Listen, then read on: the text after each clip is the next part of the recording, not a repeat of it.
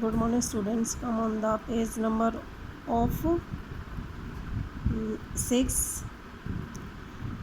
The country of Nepal has witnessed several people struggle for democracy. There was the people's struggle in the 1990 that established democracy that lasted for 12 years until 2002.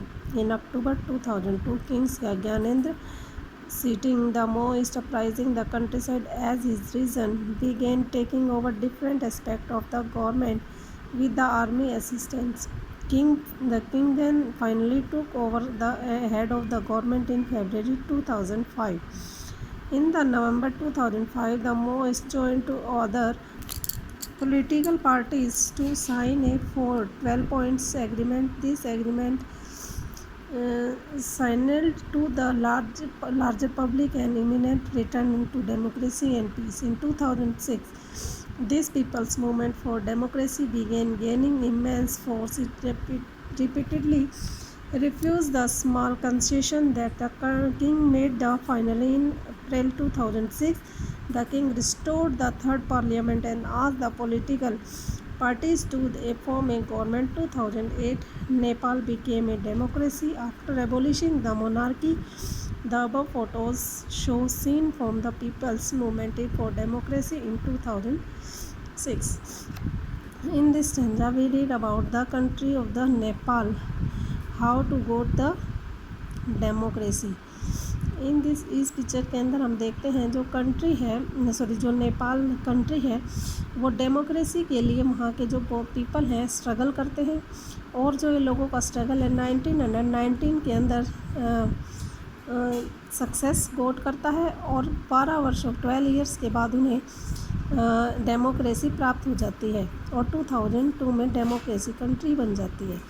इन अक्टूबर 2002 के अंदर ज्ञानेंद्र जो king था उसके जो assistant थे वो country के अंदर विद्रोह करते हैं कि आर्मी के साथ और जो किंग होता है उसको फरवरी 2005 के अंदर गवर्नमेंट का हेड बना दिया जाता है और नवंबर 2005 के अंदर मोस्ट थे जो कि अदर पॉलिटिकल पार्टी से अलग पॉइंट के यानी कि एक पॉलिटिकल पार्टीज़ के 12 पॉइंट्स के एग्रीमेंट पर सिग्नेचर करा लेते हैं और उसमें शामिल हो जाते हैं।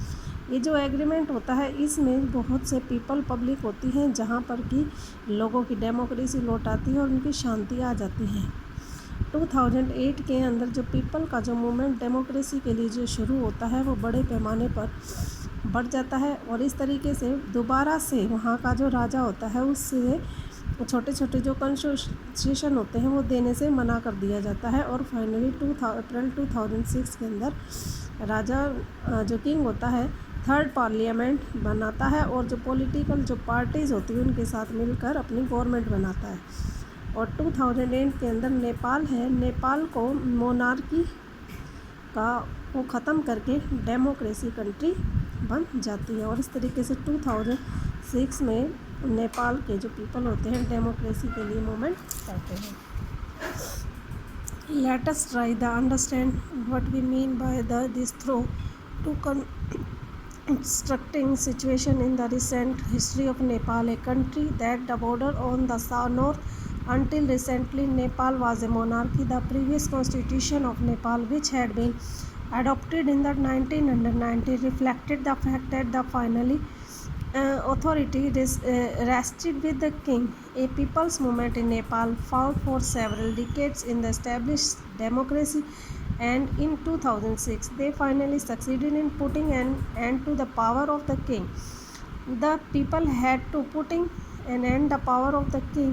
People had to write a new constitution to establish Nepal as a democracy.